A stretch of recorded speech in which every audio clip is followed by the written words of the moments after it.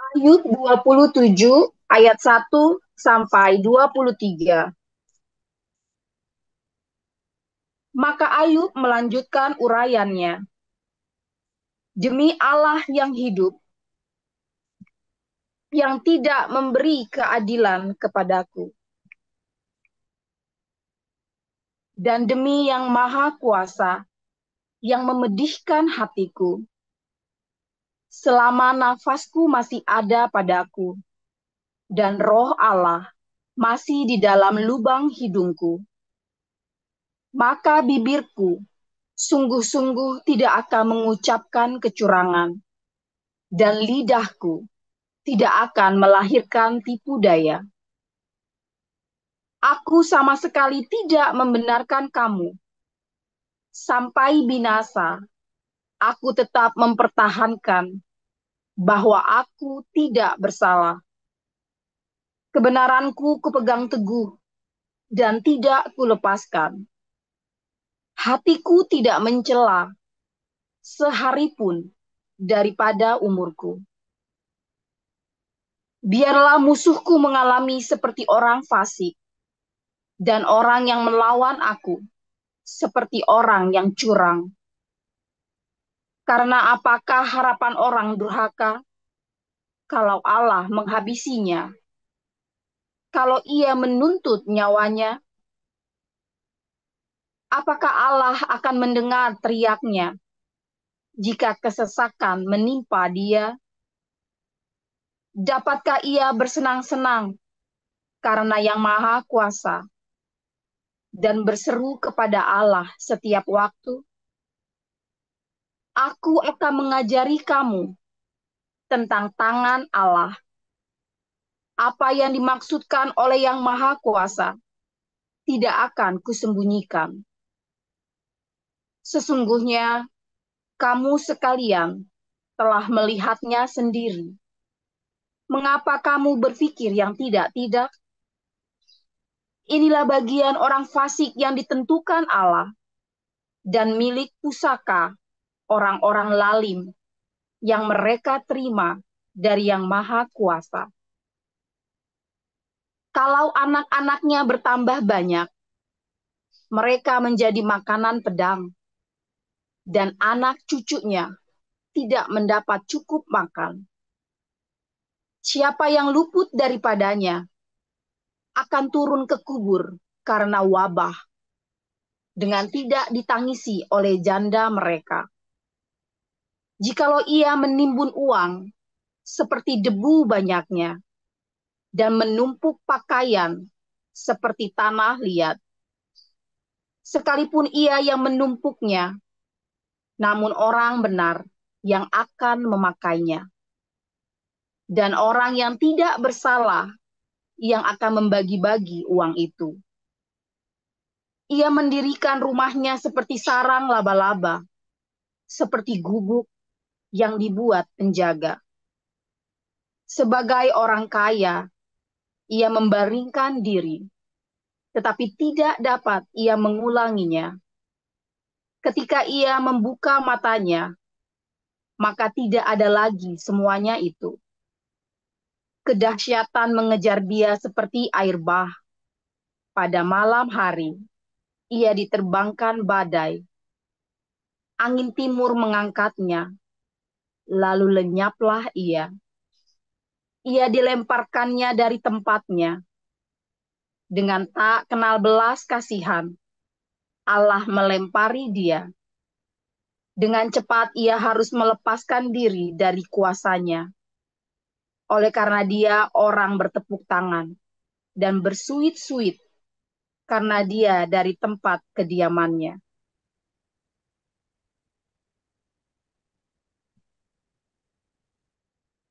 Baik, saya lanjutkan dari Matius 7. Jangan kamu menghakimi supaya kamu tidak dihakimi. Karena dengan penghakiman yang kamu pakai untuk menghakimi, kamu akan dihakimi, dan ukuran yang kamu pakai untuk mengukur akan diukurkan kepadamu. Mengapakah engkau melihat selumbar di mata saudaramu, sedangkan balok di dalam matamu tidak engkau ketahui? Bagaimanakah engkau dapat berkata kepada saudaramu, biarlah aku mengeluarkan selumbar itu dari matamu, padahal ada balok di dalam matamu. Hai orang munafik, keluarkanlah dahulu balok dari matamu, maka engkau akan melihat dengan jelas untuk mengeluarkan selumbar itu dari mata saudaramu. Jangan kamu memberikan barang yang kudus kepada anjing, dan jangan kamu lemparkan mutiaramu kepada babi, supaya jangan diinjak-injaknya dengan kakinya, lalu ia berbalik mengoyak kamu. Mintalah, maka akan diberikan kepadamu. Carilah, maka kamu akan mendapat. Ketoklah, maka pintu akan dibukakan bagimu. Karena setiap orang yang meminta menerima, dan setiap orang yang mencari mendapat, dan setiap orang yang mengetok baginya pintu dibukakan. Adakah seorang daripadamu yang memberi batu kepada anaknya jika ia meminta roti, atau memberi ular jika ia meminta ikan? Jadi jika kamu yang jahat tahu memberi pemberian yang baik kepada anak-anakmu, apalagi Bapamu yang di sorga, ia akan memberikan yang baik kepada mereka yang meminta kepadanya. Segala sesuatu yang kamu kehendaki supaya orang berbuat kepadamu, perbuatlah demikian juga kepada mereka.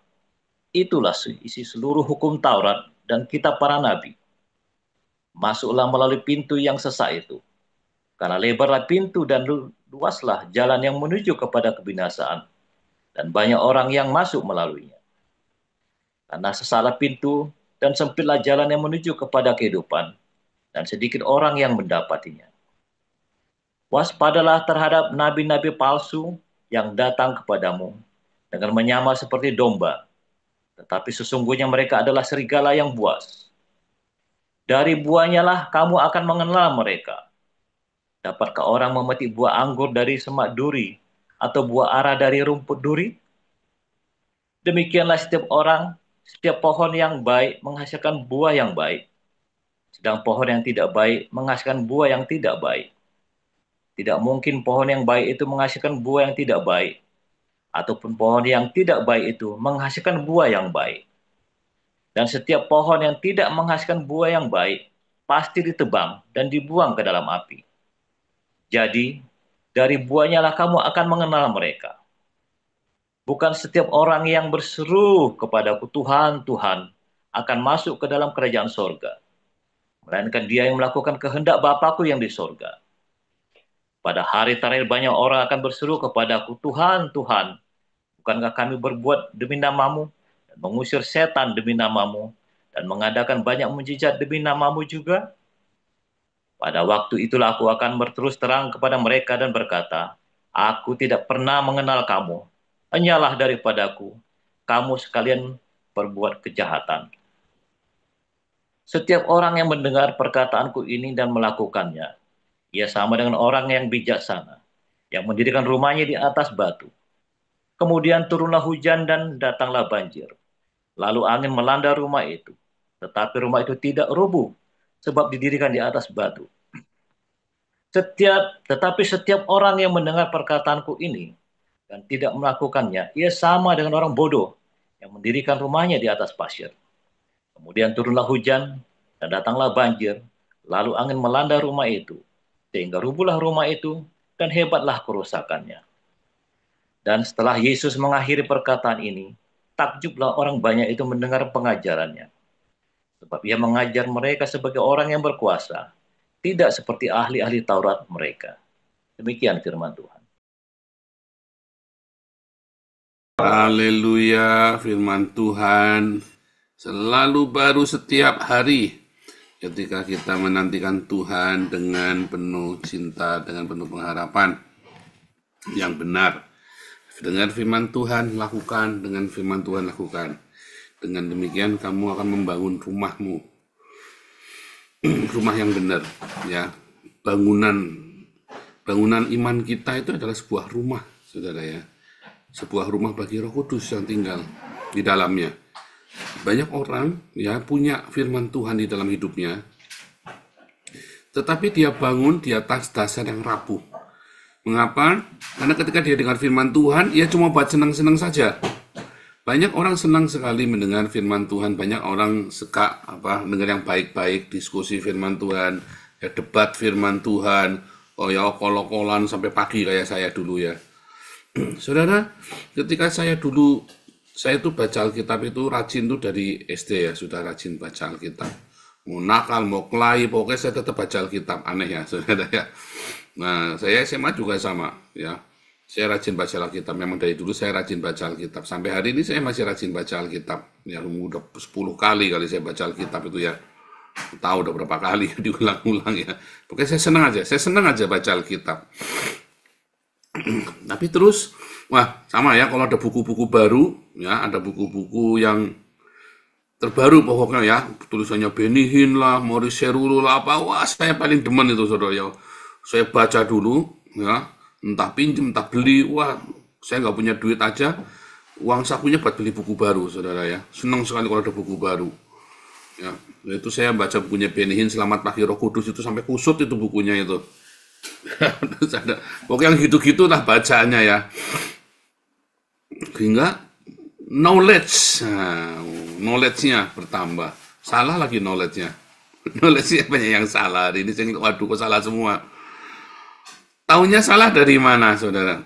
Ketika saya tengok kembali, nah pertamanya ya saudara ya, ketika kita mendapat pengetahuan itu, ya kita senang, tetapi kita nggak lakukan tuh.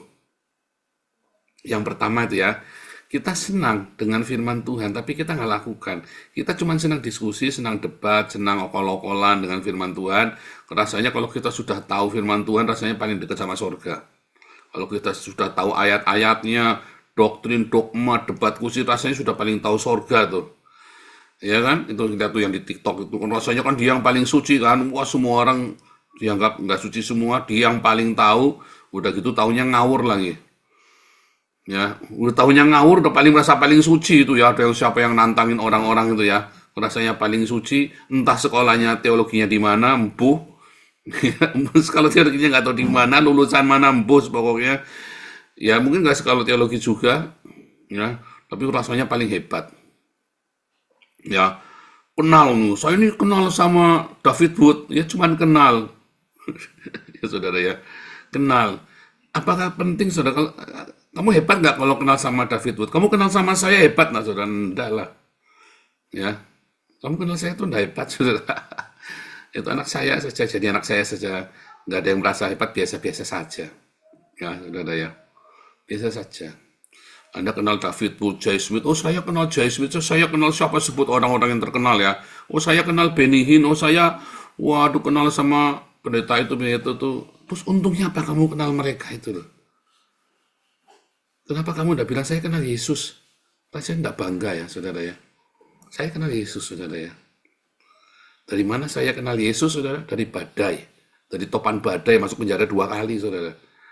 Jadi kalau kamu tanya kenal sama Tuhan Yesus, oh kenal sekali saya. Apakah Anda berani bilang Anda kenal Yesus? Bohong. Nyatanya begitu, ada kejar dikit utang kok. Ya kan kenal Yesus gundulmu peang. Begitu kamu ada kebutuhan dikit dikejar debt collector, kamu tuh kencing-kencing langsung cari utang sana utang sini. Mana kamu kenal sama Yesus? Jangan-jangan kamu kenalnya sama boru si hotang itu kan, rentenir. Kenalnya kamu sama si tanggang gitu loh, rentenir mulia si tanggang. Kamu kenalnya sama rentenir. Kamu lebih kenal sama rentenir daripada kenal sama Yesus. Ayo. Iya, kamu lebih kenal sama rentenir daripada sama Yesus. Lebih kenal sama apa itu? Pindar. Nah, sekarang namanya pindar ya, pinjaman bandar. Apa pinjaman daring itu, pinjaman online itu, pinjol. Anda lebih kenal sama pinjol daripada sama Yesus. Buktinya kamu begitu kejat dikit, kamu kan nggak cari Yesus kan, carinya pinjol kan, carinya kan rentenir kan. Bener nggak? Kamu bohong. Bohong, jujur aja saudara. Terus kamu kenal sama pendeta ini, pendeta itu, bangganya minta ampun. Emang kamu dikasih duit sama pendeta itu? Kamu di sini dikasih duit saudara malah. Padahal kamu nggak kenal saya kan? Iya, nggak kenal dong. Kenalnya kan cuma dari internet doang. Kita tatap muka, tatap mata saya. Ya kan, kamu kenal di internet doang. Ya kalau yang pernah kesini kayak Bu Marjuni ya kenal sama saya. Bu Linda aja enggak pernah ketemu saya. Bu Linda itu Pak Ali Mulyo enggak pernah ketemu saya. Pak Mulia nanti ya, Pak Mulia nanti kita doakan tahun depan bisa ke sini Pak Mulia dalam nama Tuhan Yesus. Klaim. Pak Mulia ini nanti kapan-kapan ke Belanda nanti. Bisa ya, saudara ya. Anda kenal sama pendeta-pendeta, bangganya minta ampun. Oh, saya pendeta itu, saya kenal itu. Kalau kamu susah, dia nolong enggak, saudara? Enggak. Iya kan? Anda kenal saya aja susah, belum tentu saya tolong kok. Ya kan? Tanya Siliwangi. Saya susah, minta tolong enggak. Nah ya, tapi Pak Siliwangi itu orang hebat, saudara ya. Siliwangi itu orang hebat. Saya ngikuti perkembangan imannya. Nanti kamu lihat Siliwangi itu nanti jadi orang hebat itu. Ya. Saudara, ketika kita ya dengar firman Tuhan, terus kamu merasa kamu sudah luar biasa. Belum, saudara. Kamu itu baru tahu doang. Dan yang kamu tahu itu kamu nggak tahu. Kamu baca 100 kali itu Alkitab, kamu itu nggak tahu apa-apa, saudara. Sampai kamu ngalami sendiri, baru namanya kamu tahu. Ngalami sendiri nggak cuma sekali. Nah, sekali itu namanya dapat nemu. Anda kalau ngelempar tuh ya, biji, terus lempar, bisa masuk lubang tepat itu ya. Oh, dapat nemu namanya, saudara. Kalau kamu bisa 10 kali ngelempar, 10 kali masuk, itu namanya jitu. Tapi kalau kamu ngelempar 10 kali, yang masuk cuma 1, yang 9 kali meleset, itu namanya dapat nemu. Bukan jitu. Anda tahu firman Tuhan, kalau Anda tidak pernah melakukan, namanya Anda nggak tahu apa-apa. Sampai Anda melakukan, dengar lagi, lakukan, dengar lagi, lakukan. Walaupun Anda nggak tahu, kamu dengar, lakukan, lama-lama tahu. Orang kalau kerja di pabrik, kerjanya cuma masukin sedotan ke botol misalnya kan. Kerjanya cuma lempar masuk ke sedotan. Pertama dia harus satu-satu masukkan. Lama-lama dia sambil nengok ke sana aja, sambil masuk-masukin gitu, lempar begitu, saudara ya. Masuk dia. Kenapa? Karena dia lakukan terus.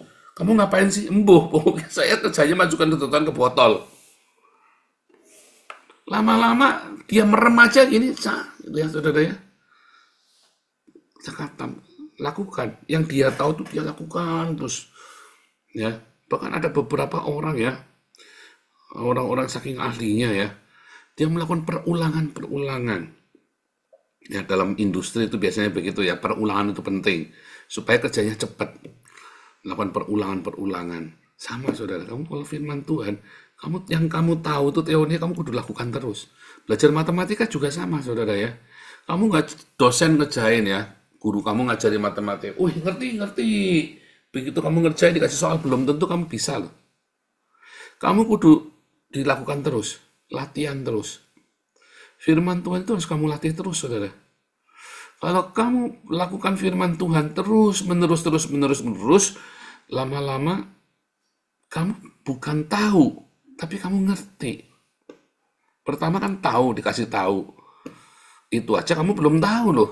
Yang kamu tahu itu belum tentu kamu tahu loh. Orang kamu membaca 10 kali sambil ngantuk kok. Baca Alkitab sambil ngantuk, dengarkan khotbah juga sambil ngantuk. Padahal yang khotbah itu, ini saya ini koleksinya nih. Banyak orang bangga ya. Koleksinya pendeta-pendeta terkenal, bacaannya, ada bukunya selemari. Kemarin ada orang Belanda datang ya. Dia tahu saya dari Indonesia, dia tawarin buku-buku rohani dalam bahasa Indonesia. Saya nggak mau ngambil, saudara. Saya nggak mau ngambil. Ya rumah. Nanti saya bingung buangnya, ganjel pintu apa, rumah saya udah penuh. Kenapa nggak mau? Ini kan buku rohani hebat. Saya mau jawab apa? Ya itu teologinya nggak sama-sama saya, kan sombong nanti, saudara ya. Terus tante bawa masuk, tak tunjukkan lemari saya. Itu punya bahasa Ibrani, bahasa Yunani, ada ya buku-buku semua itu ya. Terus saya lihat, ini buku saya.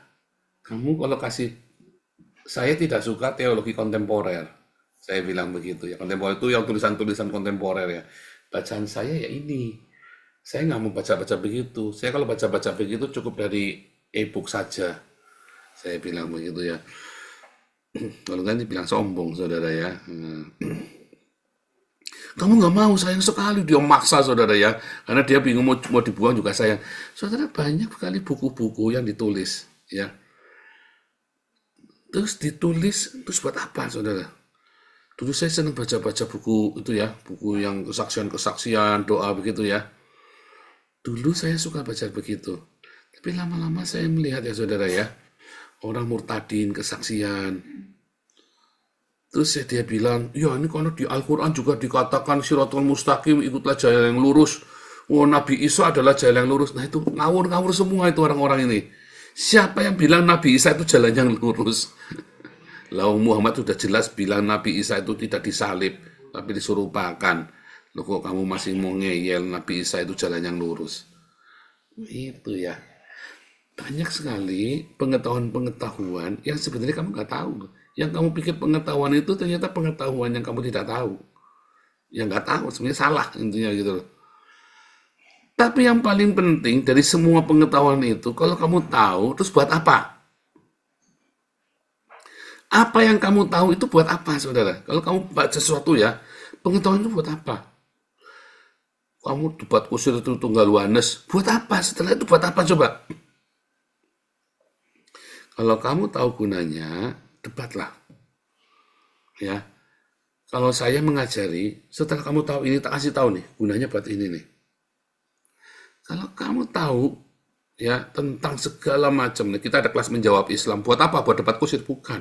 Supaya kamu tahu, kalau kamu tahu yang saya ajarkan ke kamu, itu akan memulihkan hidupmu loh. Saya ketika ya 10 tahun yang lalu saya tinggalkan, 2014 saya kembali kepada Tuhan, 2015 saya masuk perdebatan iseng. Cuma debat kusir begitu, saudara. Pertamanya saya berpikir apa? Debat kusir. Lama-lama, kenapa nggak saya lakukan ya? Saya bilang Tuhan Yesus Maha Pencinta, di Kristen itu ajarannya mengampuni musuh 70 kali 7 kali. Di situ dikatakan segala sesuatunya hanya oleh karena Tuhan Yesus. Ada kuasa di dalam Tuhan Yesus. Kalau ada kuasa, kenapa saya harus panik ya? Kenapa harus saya takut ya? Terus saya lakukan, tenang. Kristen mengajarkan cinta kasih. Kenapa saya kasar, senggol bacok ya? Tak lakukan, saudara. Pertamanya saya cuma debat kusir masuk itu ya. Orang saya sudah mundur dari kependetaan saya, kok saya sudah serahkan kok, saya sudah menyatakan mundur. Tetapi waktu saya mulai debat itu lagi ya, saya ini ngerti ya, karena saya banyak baca Alkitab. Terus saya mulai ngamatin mereka. Terus buat apa yang saya tahu? Terus saya debat apa yang saya debat kusir ya? Terus saya nulis buku segala macam ya. Nah setelah saya nulis itu, saya pikir kenapa nggak tak lakukan ya? Terus ketika saya nulis buku Kilafatra itu saya tersingkap tentang padang gurun itu ya. Saya tuh mengerti teologi padang gurun itu dari nulis buku Khilafat terakhir tuh. Ya saya nulis apa, tapi gara-gara saya nulis ngikutin perjalanannya bangsa Israel itu ya. Saya tuh jadi ngerti teologi padang gurun tuh, saudara. Disitulah saya terbuka ya tentang padang gurun. Nah mengenai padang gurun itu, kemudian saya baru tuh tak lakukan. Akhirnya bukan cuma tahu, mengerti. Oh iya begini. Bukan cuma ngerti. Akhirnya saya sel-sel tubuh semua merasuk ya saudara ya. Merasuk dalam tubuh saya.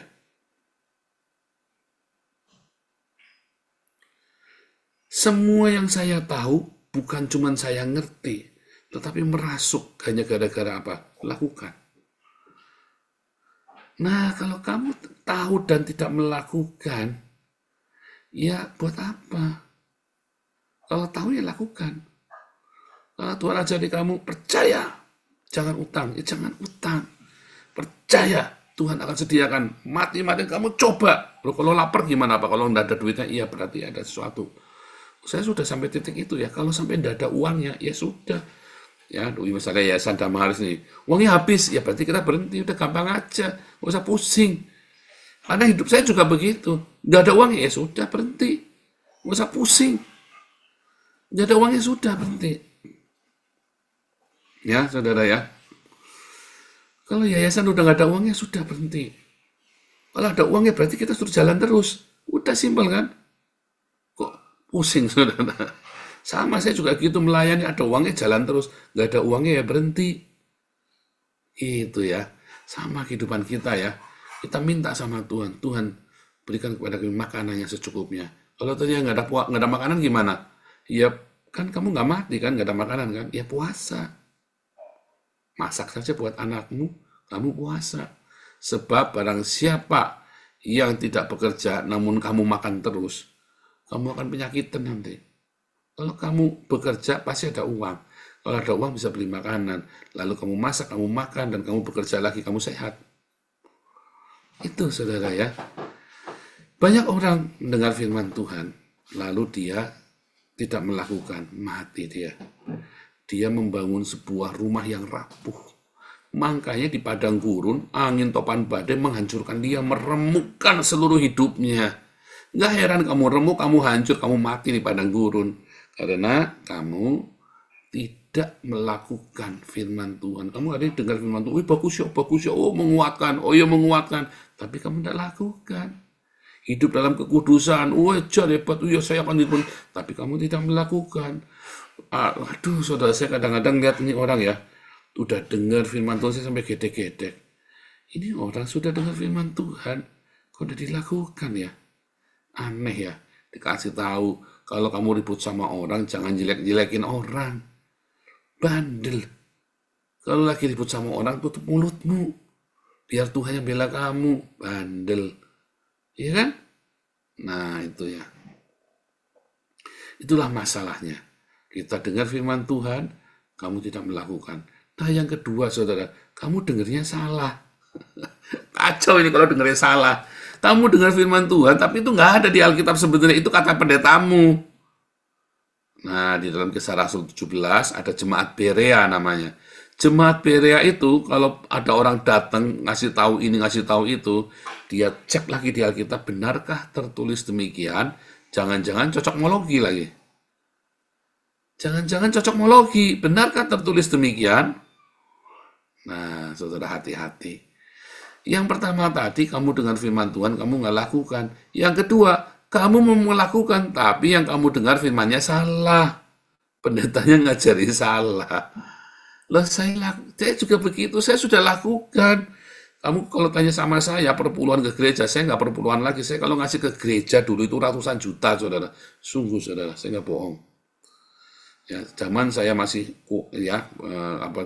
penghasilan saya cukup lumayan ya. Saya kalau ngasih gereja itu, kalau bilang ngasih itu bisa puluhan juta, ratusan juta, saudara. Edan saya dulu dia. Goblok, saya pikir dengan ngasih puluhan juta ke ratusan juta ke gereja itu, saya akan sukses. Enggak, saudara, saya dikadalin sama pendetanya. Suatu ketika ada seorang rekan saya, pengusaha, ya dia punya istri, tapi dia punya gendakan, punya gundik. Saya tahu persis karena saya sering diajak sama dia. Ya, kalau dia pergi-pergi itu, dia suka ini ya, saya pergi sama Paul supaya istrinya percaya, kurang asem, saudara ya. Padahal dia pergi sama gundiknya. Nah, saudara, orang ini nasihatin saya nih. Saya bilang, dia ngeliat ya, wah, saya perjuangannya berat sekali.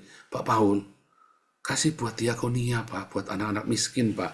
Oh, saya kasihkan perpuluhan di gereja, Pak. Oh, percuma, Pak. Kasih ke gereja itu percuma, dia bilang. Dia ini orang gerejanan juga, saudara ya. Gundikan juga, orang gerejanan juga. Saya bilang, jangan, Pak, kasih ke diakonia, Pak. Dia punya gundik, saudara ya. Dia kasih diakonia, dia rajin ngasih ke panti asuhan. Tapi dia punya gundik. Saya sudah praktek, Pak. Kasih ke panti asuhan, kasihkan ke orang-orang miskin, orang-orang lapar, ya. Itu tuh lebih berhasil, Pak. Ternyata orang-orang seperti gini ini malah lebih tahu ya cara ngakali Tuhan. Bukan kasih ke gereja, kalau kasih ke gereja, pendetamu nanti beli limosin baru, beli pesawat jet pribadi, beli Louis Vuitton, saudara. Kalau kamu kasih buat diakonia, buat kasih makan orang miskin, kamu akan diberkati. Lah yang ngajari pendetamu ngajari salah. Berikan buat Tuhan adalah berikan buat gereja. Salah, saudara. Kalau gerejamu berdiakonia, kasih makan, beri buat Tuhan, kasih ke gereja, itu benar. Supaya di rumahku jangan selalu ada persediaan makanan. Tapi kalau kamu kasih Pak Pendeta, ya, uangnya, dan Pak Pendeta tidak berdiakonia, ya kamu sedang dikadalin sama Pak Pendeta. Oh, saya emang nggak urusan. Kalau sudah ngasih saja, ya enggak apa-apa. Makanya sebenarnya kamu sedang pengen cari muka sama Pak Pendeta. Ya kan? Sebenarnya kan begitu kan. Apalagi kalau pendeta terkenal, supaya kamu dikenal, kamu kasih yang banyak tuh. Kalau enggak, kalau kamu kasih Pak Pendeta terkenal cuma 10 juta, oh iya, dikasih senyum Tuhan Yesus memberkati. Coba kamu kasih 100 juta, senyum lebar, wah haleluya, didoakan tiap siang malam, saudara. Coba kamu kasih 1 miliar sama Pak Pendeta, kucingmu mati pun dia layak, saudara. Ya, kalau perlu dia kasih pemberkatan anjingmu kawin, diberkati sama Pak Pendeta. Iya kan, 1 miliar ya. Kamu kasih saya juga gitu, kamu kasih 1 miliar, anjingmu kawin tak berkati, saudara. Intinya, dengarlah firman Tuhan yang benar. Kalau sudah dengar, lakukan. Nanti kamu imanmu kokoh, bangunan rumahmu, kamu masuk tanah perjanjian. Di tanah perjanjian kamu tidak gampang goyah, kamu melimpah dengan susu dan madu. Ya, dengar firman Tuhan yang benar, lakukan. Ya, kalau ada pendeta nawari, ini anjingmu kawin tak berkati, asal ngasih 1 miliar, jangan percaya, saudara. Mendingan duitnya kasih ke saya. Ya, buat kasih makan orang-orang miskin. Tuhan Yesus memberkati. Haleluya.